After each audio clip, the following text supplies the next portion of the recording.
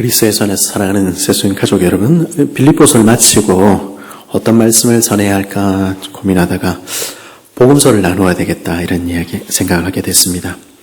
왜냐하면 우리 힘이 어디서부터 오는가, 우리 기쁨이 어디서부터 오는가 하는 그런 생각하게 되었기 때문입니다. 우리 힘이 어디서부터 옵니까? 무엇이 우리를 다시 살게 만듭니까? 저는 우리의 힘은, 우리의 능력은 예수 그리스도 그 복음의 능력에 있다고 믿습니다. 예수님이 누구신지 우리가 참으로 알게 될 때, 우리가 그분을 참으로 만날 때, 그분이 우리 삶 가운데 찾아오실 때 우리 안에 일들이 일어나고 우리 삶이 바뀌게 되는 것입니다. 그러므로 우리는 주님을 알아야 합니다. 우리는 주님을 만나야 합니다. 이 복음서를 통해서 우리가 주님이 누구신지 정말로 처음 대하는 것처럼, 첫 성도들이 이 말씀을 읽었던 것처럼 그렇게 나아갈 수 있기를 바랍니다. 그 가운데서 우리가 정말로 이 말씀 한 절 한 절에 귀 기울일 때 우리 주님께서 주님이 누구신지 알려주시며 우리를 만나 주실 것입니다. 그런 귀한 은혜가 저와 여러분에게 있기를 간절히 바랍니다. 복음이라는 말, 또 복음서라는 말을 이 마가가 제일 먼저 기록한 말씀인데요. 이 마가가 이야기한 복음이라는 것은 기본적으로는 기쁜 소식입니다. 여러분들에게는 어떤 기쁜 소식이 있습니까? 여러분들의 인생에 기뻤던 순간들을 한번 떠올려 보십시오. 그때는 언제였습니까? 여러분들의 마음을 기쁘게 했던 그 순간이 어떤 순간이었습니까? 내가 좋아하는 사람에게 고백받았을 때였습니까? 아니면 대학에 합격하던 그 순간이었습니까? 아니면 직장에 처음 들어갔을 때, 아니면 결혼했을 때, 아니면 첫 아이를 낳았을 때입니까? 아니면 그 아이들이 자라가는 것 지켜보던 순간, 그리고 그 아이들이 다 자라서 이제 결혼식장에 나아가는 그 순간이었습니까? 누군가의 아내와 남편이 되고 또 아빠와 엄마가 되는 것들을 지켜보는 것들이 여러분에게 기쁨으로 남아 있습니까? 이런 모든 기쁨들은 우리 삶의 앨범을 채우는 소중한 추억들일 것입니다. 그리고 우리가 가끔 그 앨범을 꺼내서 볼 때마다 그 사진들이, 그 추억들이 우리를 기쁘게 하고 우리를 웃게 하는 것 발견하게 되는 것이죠. 근데 만일 제가 지금 여러분들을 향해서 그래서 지금 여러분은 행복하십니까? 라고 묻는다면 여러분 어떻게 대답하시겠습니까? 여러분들은 지금 당장 여러분들의 마음을 뛰게 하는 그런 기쁜 소식을 가지고 계십니까? 묻는다면 여러분들은 어떻게 대답하시겠습니까? 네, 물론이죠. 난 지금 너무 좋아요. 이렇게 이야기할 수 있으십니까? 아니면 가만 보자. 내 삶이 기쁜가 안 기쁜가 한번 생각을 해봐야 되겠다. 이렇게 생각을 하십니까? 행복한 사람은 지금 내가 행복한가, 과거와 비교해야 되나 이런 생각하지 않습니다. 지금 당장 그 얼굴에 숨길 수 없는 기쁨이 가득하기 때문입니다. 여러분들에게는 이런 기쁨이, 이런 행복이 있습니까? 가끔 우리는 기쁜 날들, 행복한 날들은 이미 지나가 버린 것 아닌가 이런 생각하게 되기도 합니다. 가장 좋았던 순간들은 저 옛날에 과거에 있는 것 같다 하는 생각도 하게 되는 것이죠. 우리가 당면한 매일의 삶은 어떤 것입니까? 정규료가 너무 인상이 됐는데 아이고 어떻게 하나 걱정하는 삶은 아닙니까? 하루 종일 일하는데, 뼈 빠지게 일하는데 그 수고의 결과라는 게 내 눈에 보이지 않는 삶은 아닙니까? 내 자식들에게 정말 해주고 싶은 것 많이 있는데 해주지 못한 것이 너무 많아서 후회가 많이 됩니다. 그렇게 이야기하는 삶은 아닙니까? 눈물을 머금고 내가 원하던 것들, 내가 갖고 싶은 것들 하나 둘 포기해야 되는 삶, 혹은 건강의 문제로 인해서 너무 고통스러운 삶, 자녀로 인해서 근심 섞인 기도 가운데 잠 못 이루는 삶, 그런 삶들이 여러분들의 매일은 아닙니까? 만약 그렇다면 여러분의 매일의 삶은 기쁨과 즐거움으로 가득하기보다는, 햇빛 찬란한 낮이기보다는 어쩌면 먹구름이 가득한 그런 흐린 날일지 모르겠습니다. 저 멀리서 검은 먹구름이 비가 쏟아질 것 같은 그러한 날을 맞이하고 있는지 모르겠습니다. 그래도 살아야 되니까, 그래도 어쩔 수 없이 꾸역꾸역 살아가고 있는 게 우리 삶은 아닐까 그런 생각도 하게 되는 것이죠. 어쩌면 이 마가복음이라는 이 글을 처음 받았던 성도들의 삶도 그와 비슷했을지 모르겠다 하는 생각하게 됩니다. 이 글이 언제 쓰여졌는지 우리 누구도 정확하게 알 수는 없습니다만은 아마도 복음서라 이름 붙여진 이 기록들은 우리가 지난번에 살폈던 빌립보서와 같은 그러한 서신서들보다는 뒤에 쓰여졌을 것입니다. 사도들이 살아있었던 무렵에 성도들은 사도들과 함께 만나서 그들과 함께 둘러앉아서 예수님이 누구신지, 그들의 삶에 다가오셨던 그 주님이 어떤 분이셨는지, 그가 행하셨던 일이 무엇이었는지 직접 들을 수 있었을 것입니다. 그 가정교회들에서, 그 회당에서 바울이 혹은 베드로가 우리 주님에 대해서 들려주던 그 말씀을 듣던 그날들은 정말로 내 인생의 햇빛 찬란한 그런 봄날과도 같은 시절이었을지 모르겠습니다. 밤새며 들어도 그 성경 공부하느라고 그 이야기 듣느라고 정말 밤을 새워도 좋은 정말로 기쁨이 넘치는 그러한 날들이었을 것입니다. 근데 이제 그 사도들은 모두 주님 곁으로 돌아가 버렸습니다. 그들과 함께 이 글을 받는 그 성도들도 그 빛나는 시절도 이미 지나버린 것 같다 그렇게 느꼈을지 모르겠습니다. 더군다나 이 이방인 성도들의 삶은 녹록지 않았을 것입니다. 우리가 빌립보서에도 살펴보았지만 이제 기독교에 대한 핍박들이, 박해들이 조금씩 시작되고 있었습니다. 그리고 얼마 후에 로마의 대화재가 있었고요. 그를 무마하기 위하여 베드로와 바울 같은 사도들을 순교당하는 일들이 일어났습니다. 그리고 조금 지나지 않아 예루살렘의 멸망이 그리고 그 뒤를 이은 본격적인 박해가 그들을 기다리고 있었습니다. 저 멀리서 검은 먹구름이 가득 몰려오는 것 보고 있던 시절에 이 마가복음의 성도들 살고 있었던 것이죠. 그 성도들의 삶은 참 불안했을 것입니다. 안 그래도 사는 게 참 힘이 드는데, 살아남기 위해서 애를 쓰고 살아가는데 점점 예수 믿는다는 것 때문에 그들의 삶에 직접적인 제약이 들어오기 시작했을 것입니다. 예수 믿는다고요? 그러면 당신이랑 거래 안 해요. 예수 믿는다고요? 그러면 당신은 좀 우리 그룹에서 나가줬으면 좋겠습니다. 참 쉽지 않은 삶이었겠죠? 그런 시기에 무슨 그들에게 기쁨이 있었겠습니까?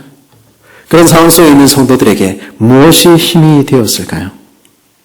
마가는 그런 성도들에게 이 복음 이야기, 이 예수님 이야기 들려주어야 되겠다 생각했습니다. 왜냐하면 이 기쁜 소식 들을 때, 이 예수님 이야기 들을 때 우리는 다시 기뻐하게 될 것이라 생각했기 때문입니다. 그 주님이 누구신지 참으로 알게 될 때, 모든 것 다 잃어도 우리의 가장 귀한 보물 되시는 그 주님을 만날 때 우리는 참으로 다시 힘을 얻게 될 것이라 생각했기 때문입니다. 그래서 마가는 그의 복음서를 쓰기 시작한 것이죠. 그래서 마가는 그의 복음서를 어떤 말로 시작합니까? 마가는 그의 복음서를 선지자 이사야의 이야기로 시작하는 것 보게 됩니다. 우리 3절 말씀 같이 한번 읽어볼까요? 시작.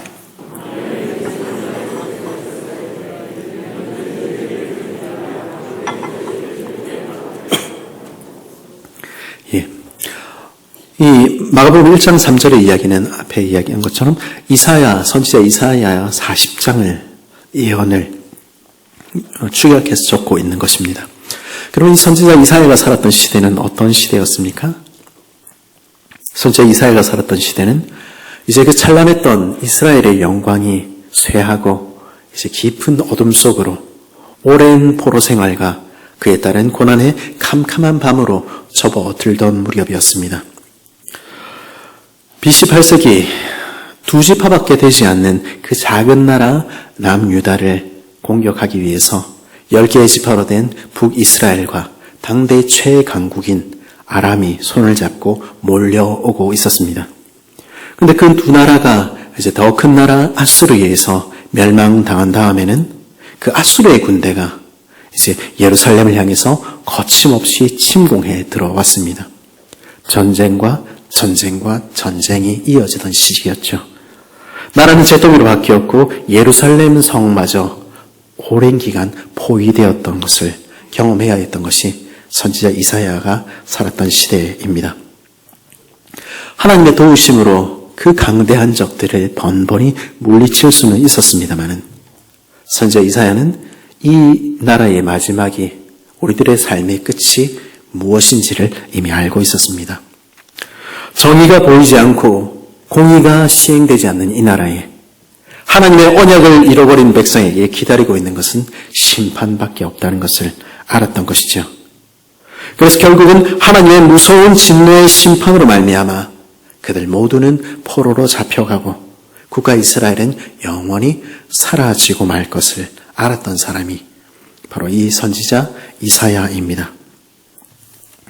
나아질 기미는커녕 점점 어두워져 가는 시대, 희망이라고는 보이지 않는 캄캄한 밤으로 향해 가는 그 황혼에 부름받았던 선지자가 바로 이 이사야입니다. 그런데 그 황혼에 선지자 이사야가 전한 메시지는 무엇입니까? 이사야 40장은 어떤 말로 시작합니까? 너희 하나님이 이르시되 너희는 위로하라, 내 백성을 위로하라. 너는 예루살렘의 마음에 닿도록 말하며 그것에게 외치라. 그 노역의 때가 끝났고 그 죄악이 사함을 받았느니라. 그의 모든 죄로 말미암아 여호와의 손에서 벌을 배나 받았느니라 할지니라 하시니라. 외치는 자의 소리여 이르되 너희는 광야에서 여호와의 길을 예비하라. 사막에서 우리 하나님의 대로를 평탄하게 하라. 골짜기마다 도두어지며 산마다 언덕마다 낮아지며 고르지 아니한 곳이 평탄하게 되며 험한 곳이 평지가 될 것이요 여호와의 영광이 나타나고 모든 육체가 그것을 함께 보리라. 이는 여호와의 입이 말씀하셨느니라. 선지자 이사야는 그 황혼의 때에 무엇을 외쳤습니까? 왕이 오신다 하고 소리친 것입니다. 이제 심판을 향하고 있지만 그 심판의 때가 끝이 날 것이며 이제 어둠이 다가오고 있지만 그 어둠에 끝이 있을 것이라고. 죄악 가운데 우리는 깊이 잠들어 있지만 그 죄가 사하여지며 우리에게 다시 빛이 비치는 날 왕이 오신다 하는 것입니다. 그 왕이 지금 오고 계시니 그 길을 예비하라. 그 왕이 오시니 온 세상의 주인이신 하나님께서 이제 그 백성 가운데 돌아오시니 이제 길들을 평탄케 하라. 높아진 산들아 낮아지고 골짜기마다 도도어져라. 그래서 주님 오실 길을 예비하라. 왕이 오신다. 이 소식이 선지자 이사야가 붙들었던 소망입니다. 그분만 오시면, 그분이 우리 삶에 찾아오시면 그렇게 이야기한 것이죠. 오늘 말씀 2절 보라 내가 내 사자를 내 앞에 보내노니 그가 내 길을 준비하리라 하시는 말씀은 사실 이사야의 예언을 받아서 선지자 말라기가 거기에 덧붙인 예언입니다. 이 선지자 말라기 역시 희망이 사라져가는 시대에 살았던 선지자입니다. 바벨론 포로에서 이제 돌아왔지요. 그러나 이스라엘은 달라지지 않더라 하는 것입니다. 그 개혁을 이끌었던 느헤미야가 페르시아로 돌아가기가 무섭게 제사장부터 그 나라의 지도자들부터 먼저 자기 마음대로 살며 하나님께부터 돌아섰던 것 우리는 보고 있지 않습니까? 언약은 깨어지며 그들에게는 아무 소망이 남지 않았던 것입니다. 이제 그래서 그들은 나라조차 잊어버리고 말씀조차 주어지지 않은 그 수백 년의 세월을 그 캄캄한 밤을 기다리고 있었던 것입니다. 그런 그들에게 마지막으로 말라기에게 주어진 말씀 무엇입니까? 오늘 말씀 2절은 뭐라고 이야기하죠? 보라 내가 내 사자를 내 앞에 보내노니 그가 내 길을 준비하리라. 하나님께서 그 백성 가운데 돌아오실 텐데 그 전에 먼저 그의 사자를 말라기의 표현에 따르면 선지자 엘리야를 다시 보내시겠다 약속하신 것입니다. 그래서 그 암흑의 때가 그 고난의 시간이 끝나게 하시겠다 약속하신 것입니다. 선지자 말라기가 엘리야라 말씀한 그 사자를 사실은 유대인들은 지금도 기다리고 있습니다. 그래서 유월절 식사에, 유대인들 식사에서는 이제 빵을 먹고 잔을, 이제 포도주 잔을, 그 유월절 식사하기 전에 또 중간에 그리고 끝에 나누게 되는데 그 마지막 잔은 엘리야의 잔이라고 해서 마시지 않고 남겨둡니다. 엘리야가 다시 돌아오는 날을 기다리는 것이죠. 그래서 말라기에 약속된 그 엘리야가 돌아오기를, 그리고 그 뒤에 왕이신 하나님께서 다시 그 백성 가운데 돌아오셔서 온 세상을 새롭게 하시며 우리 삶을 새롭게 하시기를 오늘도 유대인들은 기다리고 있는 것이죠. 그래서 유대인들의 마지막 인사는 무엇입니까? 그래서 그들을 회복시키셔서 내년에는 회복된 예루살렘에서 이 유월절 지키게 하시기를 이라는 인사로 그들의 식사를 마무리하는 것입니다. 내년에는 예루살렘에서 이렇게 인사하는 것이죠. 선지자 엘리야가 돌아오기를 기다리는 것입니다. 그 선지자가 오기를 유대인들은 오늘뿐 아니라 2000년 전에도 바라고 바랬습니다. 왜냐하면 그 선지자 엘리야가 나타나는 것은 그 뒤에 오실 왕 하나님께서 다시 그 백성들에게 돌아오신다는 전조였기 때문입니다. 그 엘리야가 오면 주님이 오시겠구나, 왕이 오시겠구나 하고 기대할 수 있는 것이죠. 유대인들은 예수님 시대의 사람들은 그 소망 붙들고 살았던 것입니다. 그런데 요한이라는 사람이 나타난 것입니다. 우리가 세례 요한이라 부르는 요한이죠. 근데 이 사람 모습은 어떤 모습입니까? 6절 보니까 뭐라고 이야기하고 있죠? 6절 말씀 한번 같이 읽어볼까요? 시작.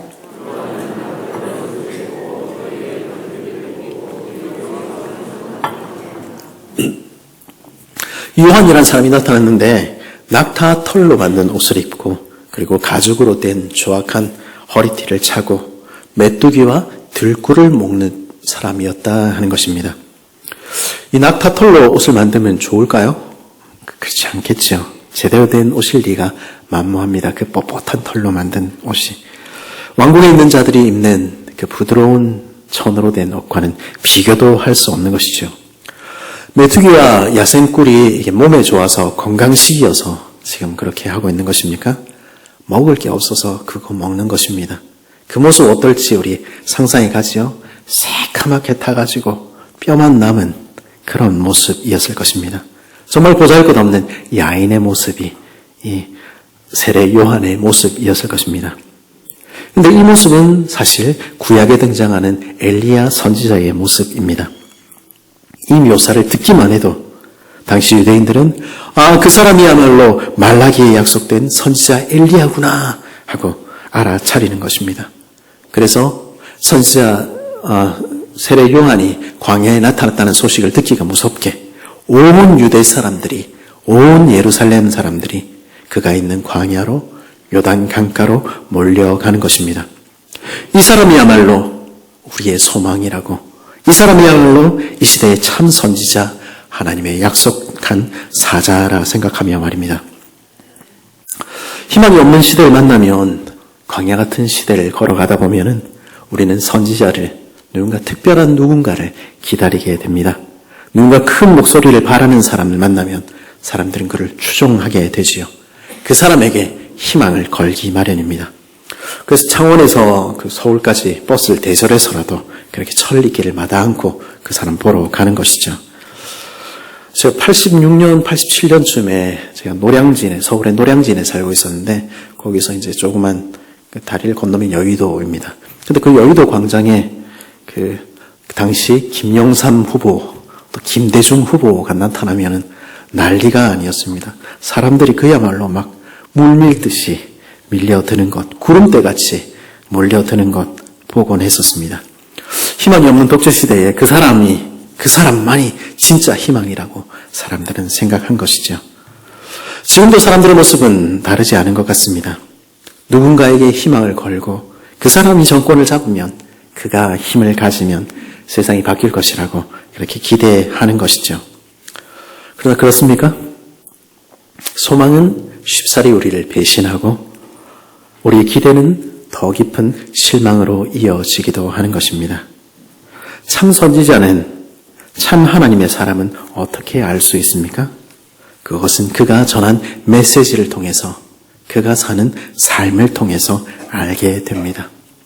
참으로 하나님께서 보내신 선지자는요, 결코 자신을 높일 수 없는 것입니다. 참으로 하나님께로부터 보냄을 받은 사람은요, 겸사겸사 내 이익도 챙기는 그런 사람일 수 없는 것입니다. 대신에 나를 보내시니 그분께서 주신 사명, 거기에 충실하게 됩니다. 내가 무엇을 위해서 보냄을 받았는지 그것 잊지 않는 것이죠. 그래서 이 세례요한은 어떻게 합니까? 온 유대와 예루살렘이 따르는 이 사람, 그의 말 한마디면 정권조차도 바꿀 수 있는 이 사람, 그것 가지고 무엇을 합니까? 4절에 보니까 뭐 하죠? 세례요한이 광야에 이르러 죄 사함을 받게 하는 회개의 세례를 전파하니, 그 힘 가지고 그 능력 가지고 겨우 하는 일이 죄 사함을 얻게 하는 회개의 세례 전파하는 것입니다. 하나님을 저버린 백성, 하나님으로부터 멀리 떠나 세상과 똑같아져 버린 그 하나님의 백성들을 향해서 회개하라고 소리치는 것입니다. 마치 이방인들이 하나님께 나오기 위하여 물로 그 몸을 씻듯이 하나님의 백성이라 자처하는 너희도 물로 씻어 회개하라고, 죄사함을 받으라고 그렇게 간곡히 선포하는 것입니다. 왜냐하면 회개야말로 그 오시는 왕을 맞이하는 준비이기 때문입니다. 자신의 죄에 대한 통회한 회개 없이, 자신의 모습에 대한 애통함 없이, 그 죄가 사하여짐 없이 우리 중 누구도 그 오시는 왕을 맞이할 수 없기 때문입니다. 그리하여 회개하라, 천국이 가까웠다, 그렇게 외치는 것이죠. 그리고 이 세례요한은 자신을 누구라고 소개합니까? 그는 자신을 광야에 외치는 소리라고 말합니다. 사람도 아니고 그냥 소리라는 것이죠. 그냥 메시지라는 것입니다. 그래서 그는 뭐라고 얘기합니까? 7절 8절에 보니까 그가 전파하이르되 나보다 능력 많으시니가 내 뒤에 오시나니 나는 굽혀 그의 신발끈을 풀기도 감당하지 못하겠노라. 나는 너희에게 물로 세례를 베풀었거니와 그는 너희에게 성령으로 세례를 베푸시리라. 나는 그리스도가 아니야. 나를 보지 말고 내 뒤에 오시는 그 왕을 봐. 왕이 지금 오고 계시잖아. 그것이 세례요한이 그가 전 삶을 통해서 전하고 싶었던 단 하나의 메시지입니다. 왕이 오신다고 나로서는 그의 샌들에 신발끈 하나 묶거나 풀 수도 없는 그런 높으신 왕이, 나보다 훨씬 능력 많으신 전능하신 하나님께서, 참 소망 되시는 왕께서 이제 오신다고. 그러니 그분을 보고 그분께 굽혀 경배하며 그 왕을 맞아야 되지 않겠니? 세례요한은 소리친 것입니다. 나는 지금 기껏해야 너에게 물로 세례를 주며 너에게 너희 죄를 씻어야 한다고, 너희 모습을 돌아보아야 한다고, 회개해야 한다고 말로만 할 뿐이지만, 너희 속사람부터 새롭게 할 수 없지만, 그러나 그분은 오셔서 성령으로 세례를 주실 거야.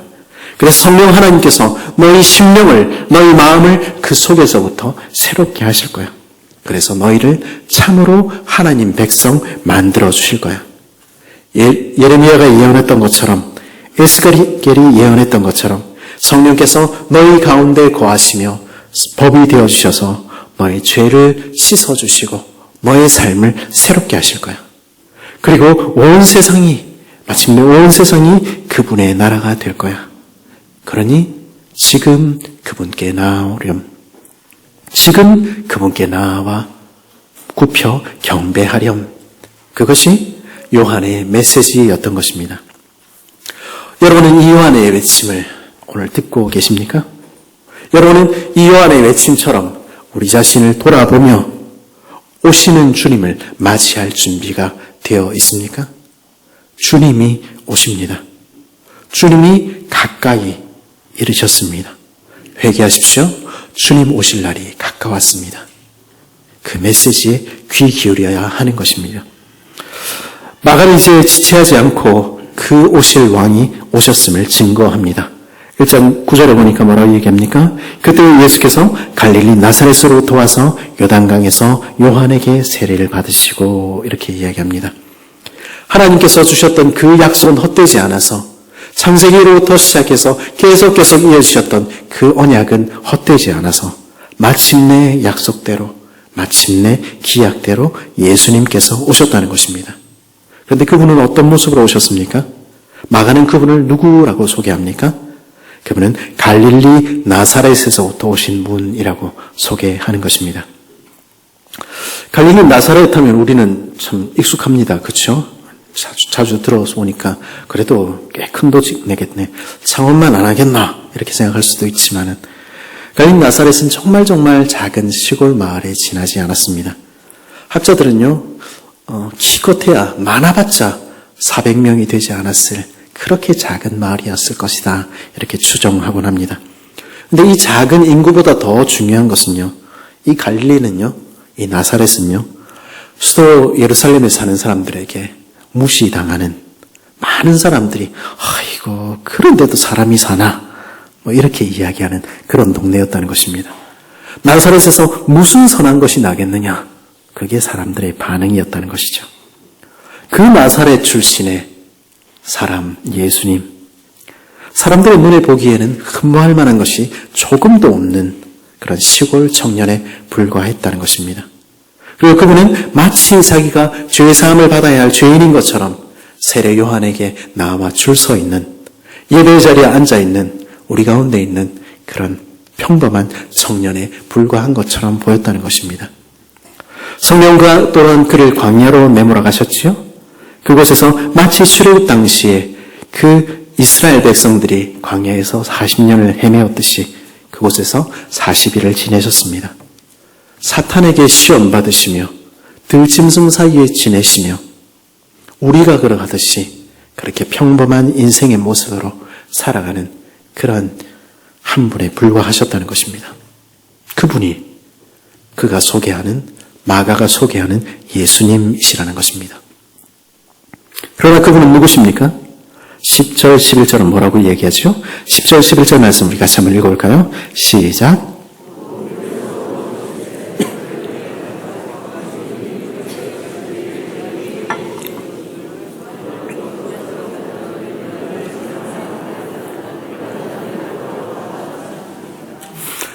그런데요, 이 예수님께서 이 정말 흠모할 만한 것이 없는 그 비쩍 마른 그 청년이 세례를 받고 물에서 올라오셨을 때 무슨 일이 일어났습니까? 하늘이 열린 것이죠. 아담 이후로 막혔던 그 하늘이 다시 열린 것입니다. 우리를 떠나셨던 그 하나님의 성령께서 이제 비둘기같이 그 가운데 내려오신 것입니다. 그리고 하늘로부터 하나님께서 말씀하셨습니다. 너는 내 사랑하는 아들이라, 내가 너를 기뻐하노라. 지금 나사렛으로부터 온 그 시골 청년은 누구입니까? 죄사함을 구하는 그 백성들과 함께 죄를 용서받기 위한 그 행렬에 서 계신 분, 그들 중에 하나처럼, 여기 예배 자리에 모인 우리 중에 하나처럼 서 계셨던 그분은 누구십니까? 그분은 바로 하나님의 사랑하시는 아들이셨다는 것입니다. 그리고 그분은 누구십니까? 천사들이 수종들어 마땅한 분, 하나님이 기뻐하시는 아들이시라는 것입니다. 그런 하나님의 아들이 왜 인생의 모습으로, 그 아무것도 아닌 시골 청년의 모습으로 오십니까? 죄를 용서하시는 그분이 왜 자신의 죄를 용서받아야 할 그 죄인들처럼 그 행렬에 서 계십니까? 모든 천사들이, 천군 천사들이 수종해야 마땅한 그 하나님의 아들께서 왜 광야에서 들짐승들과 함께 그렇게 지내시며 사탄에게 시험 받으십니까? 우리가 고난당하듯이 그분이 고난당하시며, 우리가 시험 받으시듯이 그분이 시험 받으시며, 우리가 눈물 흘리시듯이 그분이 눈물 흘리시는 이유가 무엇입니까? 왜 하나님께서 우리가 똑같은 모습이 되어 우리 중에 하나가 되어 서 계셨습니까? 그 이유는 단 하나, 그분이 우리 짐을 대신 지시기를 원하셨기 때문입니다.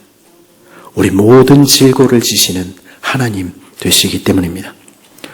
구약의 희생양 아사셀 염소가 그 백성의 모든 죄를 짊어지고 가듯이 예수님 그렇게 우리 죄를 짊어지고 가시기를 원하셨습니다.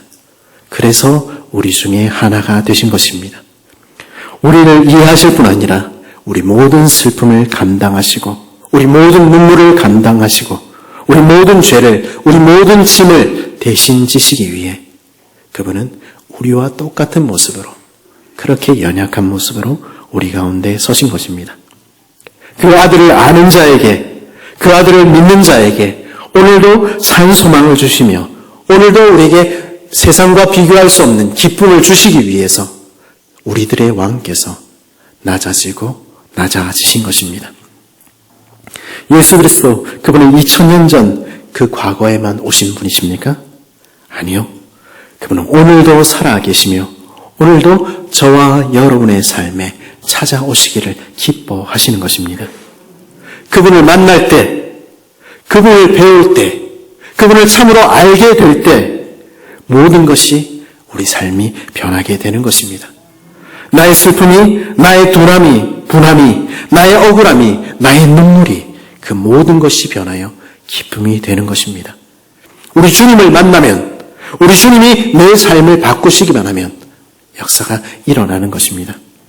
그러기에 마가는 그 성도들을 향하여 주님을 만나라고, 그 주님이 참으로 소망이 되신다고, 그 주님이 기쁨이 되신다고 소리치는 것입니다. 하나님의 아들 예수 그리스도 복음의 시작이라. 여기서 시작이라는 이 말은 창세기 1장 1절에서 태초에 하나님이 천지를 창조하시니라 했을 때 바로 그 태초라는 그 말씀입니다. 빛이 있으라 하심에 어둠으로 가득한 그곳에 빛이 있었듯이 소망 없는 우리 인생에, 우리의 슬픔밖에 없는 인생에 그 빛이 비추었다는 것입니다. 그 일이 이제 시작되었다는 것입니다. 그 소망의 소식이, 그 기쁜 소식이 어둠을 뚫고 선포되었다는 것입니다. 여러분, 그 기쁜 소식을 듣고 있습니까? 그 기쁨의 소식이 여러분의 삶에도, 여러분의 가슴에도 지금 와 닿고 있습니까? 예수 그리스도, 그분이 기쁜 소식이십니다. 그 하나님의 아들께서 우리 가운데 나사렛 예수의 모습으로, 우리와 동일한 모습으로 오셔서 우리를 이해하신다는 것이 기쁜 소식입니다. 구약의 선지자들이 바라고 바랬던 그리스도의 그 모습으로 오셨다는 그것이 바로 기쁜 소식입니다. 그리고 하나님이신 그분은 오늘도 우리에게 말씀하시며 내 삶에 찾아오십니다. 그리고 내 삶을 바꾸어 놓으시기를 원하시는 것입니다. 그분이 기쁜 소식입니다. 그 기쁜 소식이 참으로 여러분의 마음에, 여러분의 삶에 오늘 다가와 있습니까? 여러분은 참으로 그분을 만났습니까? 그리스도의 안에서 사랑하는 새순가족 여러분, 오늘 우리 삶에 기쁜 소식들이 있습니까?